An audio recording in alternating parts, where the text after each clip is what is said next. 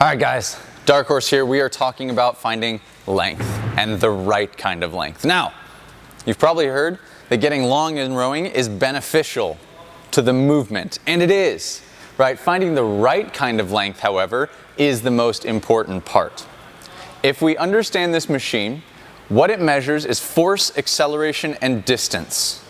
And that is only on the drive. That means from the catch to the release, that push phase, that is where we measure force, acceleration, and distance. Now, when it comes to one of those variables, distance, a lot of people want to optimize distance. Now, that is important. However, we have to make sure that we optimize distance correctly.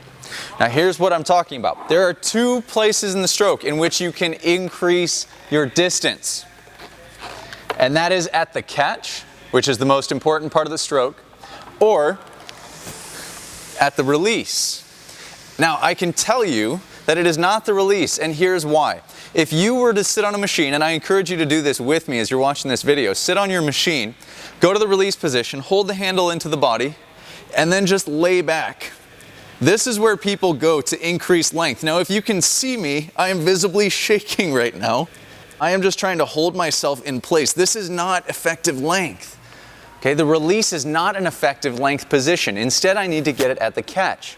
And how do I find length at the catch? Well, it's also not by deviating from position, because position is what we care about, because position optimizes our connection to the machine. And what we care about is connection to the machine and finding your greatest connection point. Now, what we want to think about for finding good length is getting into the perfect catch.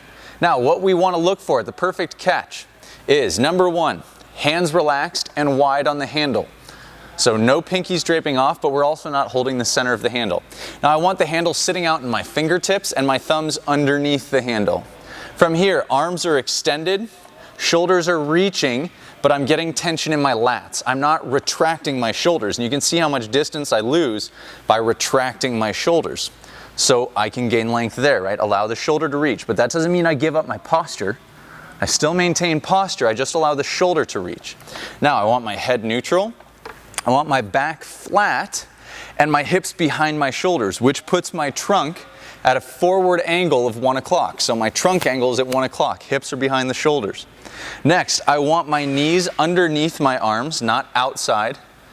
Okay, external rotation is great, but this is too much external rotation because it takes away connection from the foot. So I drive knees underneath the elbows.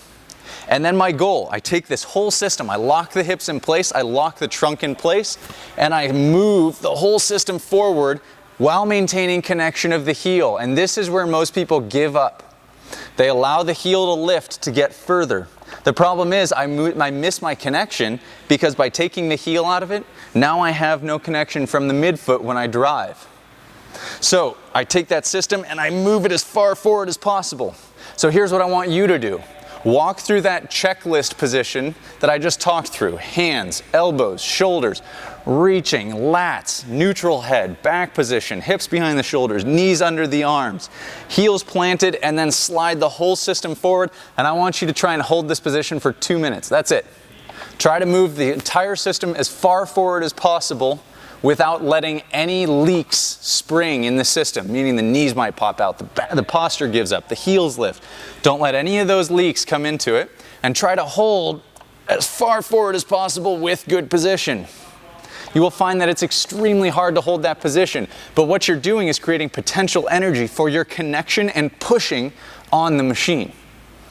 So if we are looking for length, we find it by getting into a good catch position and optimizing the distance at the catch. Now, when it's static, you will find that you're only able to go so far. But once I actually start rowing, it allows me to reach a little bit further because I have momentum on my side. So my catch when I'm moving is a little bit further and I get good length without letting any leaks come into the system. Now, again, what we care about is not seeing any leaks. Knees driving out, heels lifting, posture giving up. So we optimize that catch position and then we start to add movement to it. Okay, that is how we find optimal length. It's at the catch, in good position. It's not at the release, laying back further. All right, guys, this is Dark Horse Rowing signing off. Make sure that you guys sign up for the Dark Horse Crew, in which you will get coaching and workouts 2 times a week, every week, for all of your rowing goals. Also, make sure that you sign up for our newsletter, The Hustler's Guide to Rowing, in which you guys will get our latest blog article and video every Tuesday in your inbox. All right, signing off. See you on the other side.